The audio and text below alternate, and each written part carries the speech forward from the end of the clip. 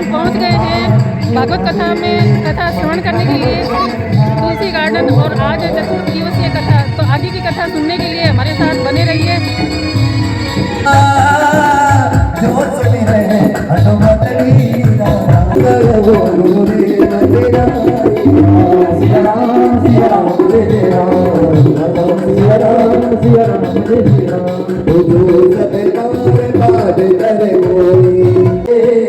मुझको अपना देना गुरुदेव, अब तक तो निभाया है, अब तक तो निभाया है, आगे निभाएगा गुरुदेव दया करके मुझको अपना देना।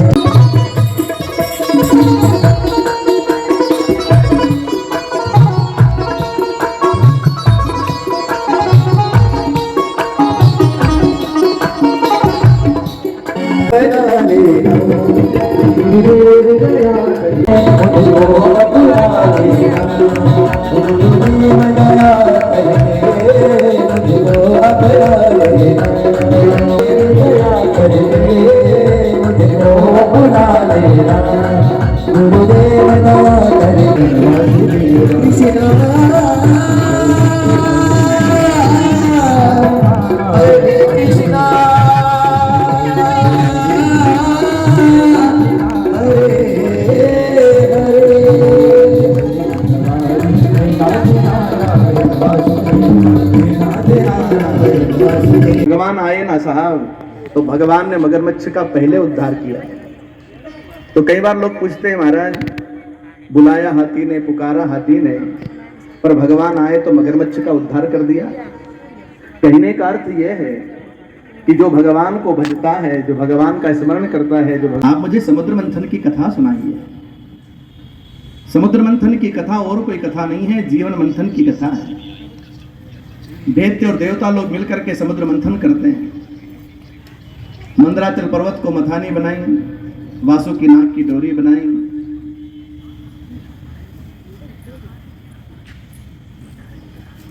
मंथन प्रारंभ हुआ तो मंदराचल पर्वत डूबने लगा। तब भगवान ने कच्छप रूप धारण किया।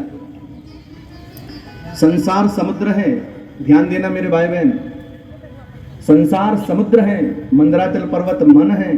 इस संसार समुद्र में आपका और मेरा मन डूबेगा ही, लेकिन इस मन को भगवान नाम का आधार दे दो तो उद्धार हो जाएगा। भगवान ने कच्छप रूप धारण किया। देखो, कर्म की बहुत जरूरत है साहब। मन में संयम नहीं होगा तो जीवन बिगड़ेगा, और जिसका जीवन बिगड़ा उसका मरण बिगड़ा साहब। इसलिए मन को भगवान नाम का आधार दीजिए। समुद्र मंथन प्रारंभ होता है तो सबसे पहले विष निकलता है, जहर। अब जहर निकले तो कौन पिए? सबने कहा कि भोलेनाथ को याद करो, भोलेनाथ पी लेंगे। कभी कभी समाज में ऐसे लोगों को ढूंढा जाता है जो जहर पी ले, विष पी ले। भोलेनाथ को याद किया तो भोलेनाथ ने अपनी पत्नी से पूछा, पार्वती से, कि देवी देवता जहर पी लो, विष पी लो, क्या मैं विष पान करने जाऊं? कौन पत्नी होगी जो कहेगी कि जाओ जहर पी लो, विष पान कर लो? लेकिन पार्वती ने कहा कि जिसमें जगत का कल्याण होता हो उसके लिए विष पान। आज देश में सेनाओं की पत्नियां निंदा और विष है। ऐसा कौन है जिसकी निंदा नहीं होती? और निंदा उसी की होती है सब जो जिंदा होता है। कथा करो तो लोग निंदा करें, और आप कथा सुनो तो लोग निंदा करें। आप घर से आते होंगे ना तो लोग कहते होंगे ये भगत चले हैं। सही बात है, एकदम सही है। यहाँ कहने वाले की भी निंदा होती है। जरूरी नहीं कि वक्ता को लोग माला ही पहनाएं। कई बार लोग बोले तो मीठा बोले, बोले तो प्यार। कई लोग बहुत कड़वा बोलते हैं। आप रास्ते से जाओ और कोई बैठा हो और आप कह दो क्यों बैठे हो, तो सामने वाला क्या जवाब देगा कि तू कहे तो उड़ जाऊं। अरे भैया, हम पूछ भी नहीं सकते, हमने तो केवल पूछा है कि बैठे हो। पर सामने वाला सीधे मुंह बात नहीं करेगा। और कोई माता बहन घर में से गुस्से से बाहर आए और आप कुछ लोग कहां से आ रहे हैं तो कहेगी चूल्हे में से। अब चूल्हे में कौन दरवाजा है? पर आज कोई सीधे मुंह बात नहीं करता साहब, कुट भाषी लगता है कोई भोले का भक्त नहीं है, और भक्त होते तो बेटे पधार तू बाबा ओ पधार तू, आयो शरण बिहारी शब्द धार धार तू, आयो शरण बिहारी शब्द धार धार तू। मैं बोलो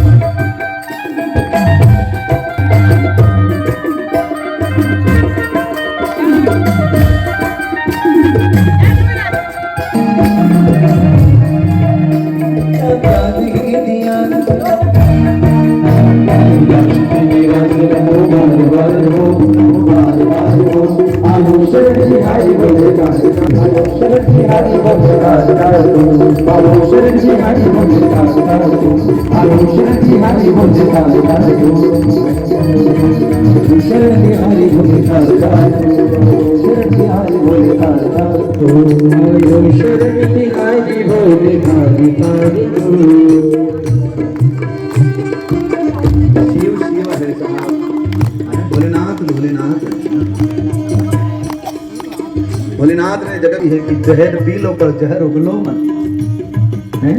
कई लोग जहर उगली, भगवान अमृत कुंभ लेकर के प्रकट हुए, राक्षसों ने अमृत कुंभ छुड़ा लिया और लेकर के भागे तो 4 जगह अमृत गिरा, प्रयाग में, हरिद्वार में, उज्जैन में और नासिक में। इसलिए कुंभ के मेले आते हैं। कभी अमृत गिरा था, इसके कारण 12 वर्ष में एक बार यह अवसर मिलता है क्योंकि व्यक्तियों की अब पंक्ति भेद नहीं करना है। एक राहु नाम के दैत्य को कुछ छल लगा तो सूर्य और चंद्र के बीच जाकर बैठ गया, भगवान ने उसको भी अमृत पिला दिया। देवासुर संग्राम हुआ, राहु के 2 भाग कर दिए, राहु और केतु। देवताओं को विजयश्री मिली, दैत्य लोग पराजित हो गए। तो सब दैत्य लोग अपने गुरु के पास गए, हार गए, पराजित हुए, असफल हुए तो गुरु के पास गए। मेरे भाई बहन, जीवन में जब भी असफल होना, दुख का समय हो, परेशानियों का समय हो, तो किसी और के पास मत जाना, अपने गुरु के पास जाना। गुरु के पास सब समस्याओं का समाधान है? पर ऐसी कोई समस्या नहीं जिसका समाधान गुरु ना कर सके साहब। हाँ, एक गांव में 2 मित्र साथ, तू पहले चला जा, तू पवन पुत्र है, पवन वेग से जा और जाकर के भरत को समाचार दे और कहना कि मैं शीघ्र आ रहा हूं। हनुमान जी चले गए, भरत को समाचार दिया कि प्रभु आ रहे हैं। सब लोगों को समाचार मिला, प्रभु आ रहे हैं, प्रभु आ रहे हैं। सब लोगों ने काम काज छोड़ा, अपने अपने घर से बाहर निकले, आ गए चौराहे पर। इधर मेरे प्रभु राम पुष्पक विमान में बैठ करके चले आ रहे हैं। अयोध्या पहुंचे प्रभु राम तो आकाश में विमान को घुमाने लगे। भरत जी ऊपर देख रहे हैं, माँ कौशल्या, कैकेयी, सुमित्रा, नगर के लोग आकाश में देख रहे हैं कि राम जी का विमान नहीं उतर रहा। राम जी आकाश में इसलिए घूम रहे हैं कि मैं हनुमान की परीक्षा लूं कि हनुमान जी में कितनी बुद्धि है, जरा परीक्षा लें। भरत जी ने हनुमान जी से कहा, हनुमान जरा जाकर के देखो ना, मेरे भैया राम का विमान नीचे क्यों नहीं आ रहा। अब तो मुझे राम दर्शन के बिना अच्छा नहीं लग रहा, हनुमान जाओ। और हनुमान जी ने छलांग लगाई और राम जी के पास गए और कहा, प्रभु विमान उतारो ना, देखो भरत कितने लालायित है। माँ कौशल्या, कैकेयी, सुमित्रा, सुबंध जी, सब लोग टकटकी लगा करके देख रहे, विमान नीचे उतारो। तो राम जी ने कहा, हनुमान एक बात समझ में नहीं आ रही, मैं विमान तो नीचे उतारूं पर सबसे पहले किससे मिलूं, क्योंकि मैं माँ कौशल्या से मिला, वो मेरी जननी है। मैं उससे मिलूं तो कैकेयी समझेगी कि राम ने मुझे क्षमा नहीं किया और मैं माँ कैकेयी से मिला तो माँ कौशल्या कहेगी कि मैंने तो जन्म दिया और पहले मुझसे नहीं मिला, समस्या पैदा होगी। और दोनों से ना मिलो, सुमित्रा माँ से मिलो तो दोनों को अच्छा नहीं लगेगा, और इनसे ना मिलो और सुमंत जी से मिलो तो भरत को अच्छा नहीं लगेगा। तो मुझे पहले किससे मिलना चाहिए?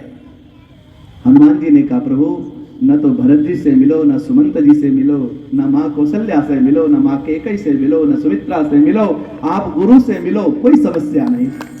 गुरु ना कर सके साहब,